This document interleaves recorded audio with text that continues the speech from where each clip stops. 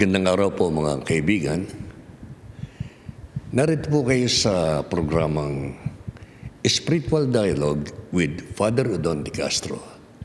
Narito po kami sa Cariana Community, isang munting bayan ng Diyos.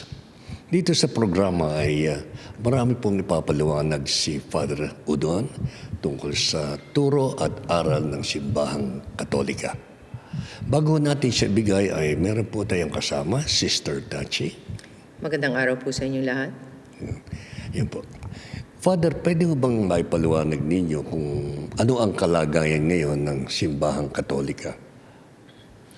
Ang layunin ng ating programa ay upang iayos yung kaguluhan na nangyayari sa simbahang Katolika ngayon. At itong kaguluhan na ito ay napuna ng mga kardinal, ng mga obispo, at ng mga pare. Hindi tayo ang nakapunan niyan, sila ang nakapuna. Sila ang nagsabi na medyo may kaguluhan sa simbahan Katolika. Kaya ginawa natin itong programa natin upang tulungan sila iayos yung kaguluhan sanghayon sa Sacra Escritura, ng banal na kasulatan, at ayon sa mga sulat ng mga ama ng simbahan or tinatawag nating tradition. Sister Tachi? So Father, pwede na nating simulan. Saan sa tingin nyo nagsimula itong mga kaguluhan na ito, Father? Yung kaguluhan na yan ay nangyari, una, sapagkat yung mga dapat nagtuturo sa atin, mukhang hindi tama ang tinuturo sa atin. At ikalawa, yung mga taong dapat natuto o matuto sa mga turo ng Simbahang Katolika, hindi natututo ng tama. Kaya tuloy may kaguluhan. Saan po nila binabatay o basis ng kanilang pagtuturo na kinakailangan maunawaan ng tao yung tamang pagtuturo sa amin? Karamihan ng mga obispo at saka mga pare, hindi natin alam kung saan nila kinuha yung kanilang mga turo. Kaya tuloy nalilito ang mga tao. At kawawa naman yung mga tao sapagkat litong-lito sila yung mga laiko. Ngunit hindi nila napupuna na litong-lito sila. Kumbaga sinasabi niyo, Father, na tinanggap lang namin ng tinanggap ang mga tinuturo, which really happened. Nagpunta kami sa eskwela, tinuro sa amin ang ating katekismo, supposed to be ang daan papuntang langit. Tanggap lang kami ng tanggap, wala naman kung kaming alam na ibang paraan. So Father, sa tingin mo, sa ganun sa simulang yon, nagsimula na ang kaguluhan. Ganun talagang nangyari kasi tanggap tayo ng tanggap. Dapat ang ginawa natin kapag mayroon nagsasalita, pakinggan natin yung sinasabi niya, tapos kunin natin ang ating katekism at tignan natin kung sang-ayon sa katekism yung kanyang sinabi. Father, ano po yung batayan, tamang batayan, upang sa ganun ay maunawaan namin ang mga aral at turo ng Simbahang Katolika? Saan ba nila binabatayan ang basis? Ang batayan dapat ay ang Sacra Escritura o banal na kasulatan na binabasa sa atin ng Simbahan Katolika kapag linggo, Sunday Mass, sa Santa Misa. Kaya ang batayan ay dapat manggaling sa liturhiya or Sunday liturgy. So Father, ibig mong sabihin, maski ako hindi nag-aral, kung ako'y magsimba lamang, matututunan ko ang sinasabi niyong aral. Tama yon, sapat na ang Sunday Mass liturgy para matutunan mo lahat ang turo ni Jesucristo at pagkatapos, ano man ang sabihin sa iyo ng mga isang pare o obispo, i-try to check it kung sang-ayon sa mga napakinggan mo during the liturgy of the Mass. Pangkaraniwan po, Father, yung mga nakasulat sa Bible ay nagkakaroon ng misinterpretation o mga bagay-bagay na hindi naayon sa katotohanan ng turo ni Kristo. Meron po bang dapat gawin ng isang nagbibigay ng homily o nagbibigay ng misa upang maging tama at naayon sa turo ng simbahan, tunay na simbahan? Yun talagang nangyayari. In the sense na kapag ang isang pari ay nagbigay ng sermon, o kaya mga lay people na maraming lay people na nagbibigay ng sermon ngayon, ang kanilang personal interpretation na binibigay nila na malimit ay mali. Isan ho dapat yung tunay na interpretation ng mga nasulat sa libro ay tama. Sino ang aming dapat basahin o malaman ang mga sinasabi o interpretation sa mga libro? Yun ang husay ng Sunday liturgy. Kasi yung liturgy, binabasa lamang yung mga salita ng Diyos, walang interpretation. Meron 3 readings, walang interpretation yon. So ang nangyayari ay yung tunay na interpretation ng 3 readings na yon ay binibigay sa atin ng Panginoon Diyos during the rest of the Mass. Kaya during the rest of the Mass, tayo ay tahimik upang mapakinggan natin yung correct interpretation directly from God.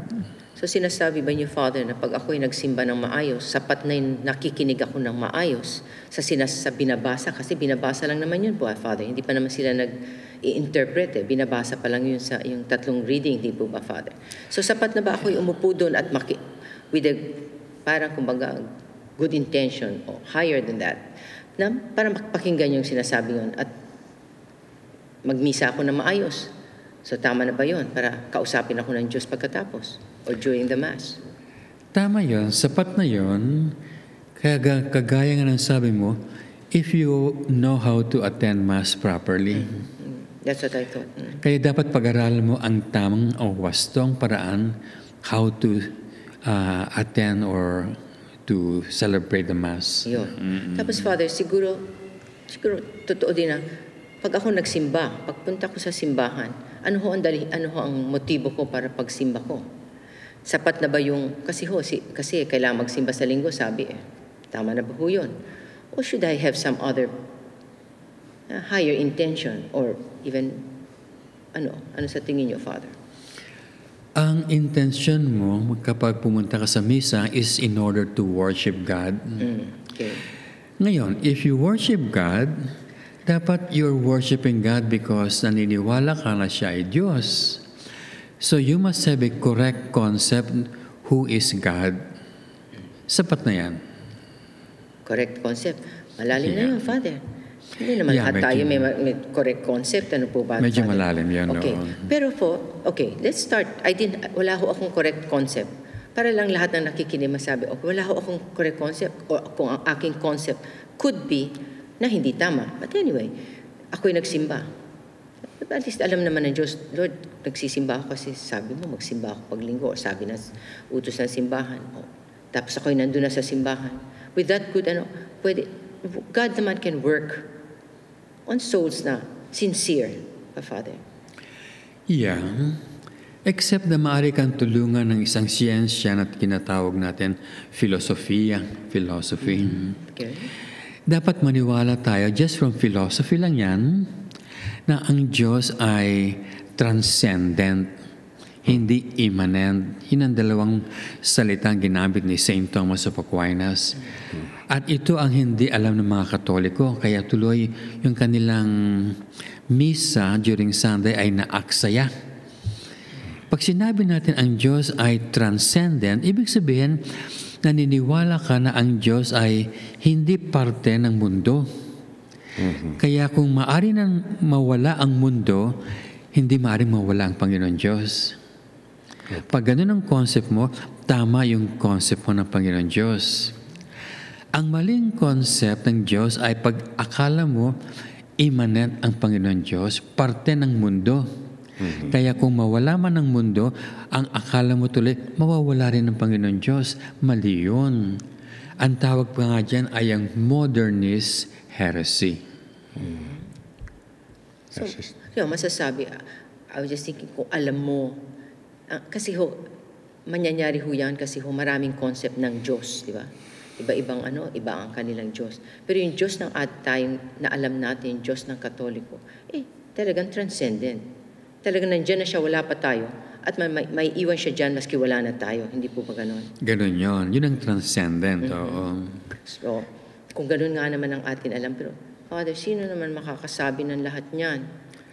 Well, konting knowledge ng philosophy is enough. Malalaman mo na yun. Sige, Father. Kasi kwan yun common sense Hindi maaring immanent ang Panginoon Diyos, hindi siya maaring parte ng mundo. Kasi kung immanent ang Panginoon Diyos, pag nawala ang mundo, mawawala rin ang Diyos. Opo. Hindi maaring mawala ang Diyos. Di ba? Okay, so given na tayo, alam ko na ang Diyos hindi mawawala. So sapat na yun. Magsisimula na ako. Magsisimba na ngayon ako. Yeah. Ano na ang next ko? Kaya nga nagsisimba ka sapagkat hindi siya mawawala at pag namatay ka, He's going to judge you. Yun po. Kaya ka tuloy nagmimisa sapagkat pag hindi ka nagmisa, masama ang judgment that you will receive from God. No? Father, na banggit ninyo kanina na mayroong konting sabihin natin hindi nagkakaunawaan tungkol sa turo kaya't nagkakaroon ng problema. Yan ho ba ay yung konsepto ng tunay na buhay, tunay na Diyos at kung ano ang dapat gawin ng tao? Meron ba silang mga bagay na nakakalito ng paliwanag tungkol doon? Oo. Lahat ng kamalian ng tao ngayon ay sapagkat yung kanilang konsepto ng Panginoon Diyos ay mali. So halimbawa, mga obispo ngayon, hindi naman lahat, pero mga ilang obispo nagtuturo na pag namatay ka, wala palang impyerno.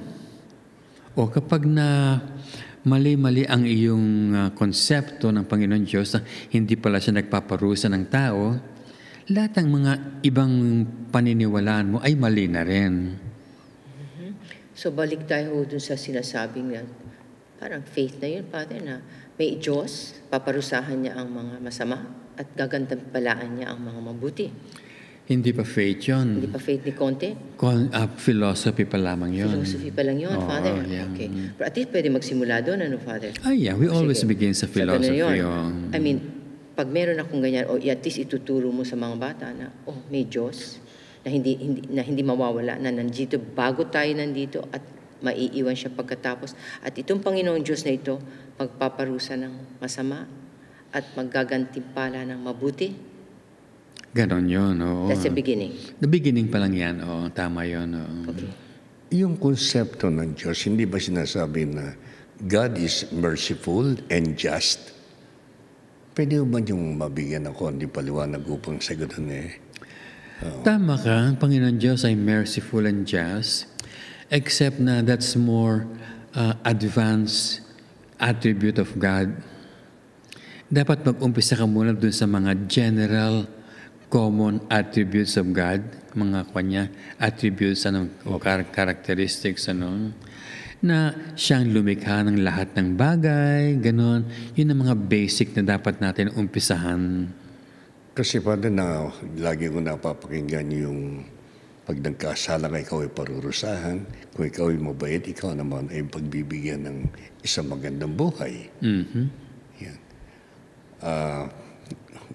Konti na lang ang panahon natin sa episode na ito. Father, meron po ba kayong sasabihin pa? Yeah, so yun ang mga beginnings lamang, mga first attributes of God na siya ay nagbibigay ng gantimpala sa mga babait at parusa sa mga salbahe. Okay. Ang susunod na dapat natin pag-usapan na ano yung mga kabutihan na ginagantimpalaan niya at ano yung mga kasamaan na pinaparusahan niya. Yan ho mga kaibigan, sa susunod nating broadcast, maghintay po kayo at ipagpapatuloy po ni Father ang mga bagay-bagay na may kinalaman sa ating buhay. At muli, maraming salamat sa inyong pagsubaybay dito sa Spiritual Dialogue with Father Udon de Castro. Hosanna, Hosanna.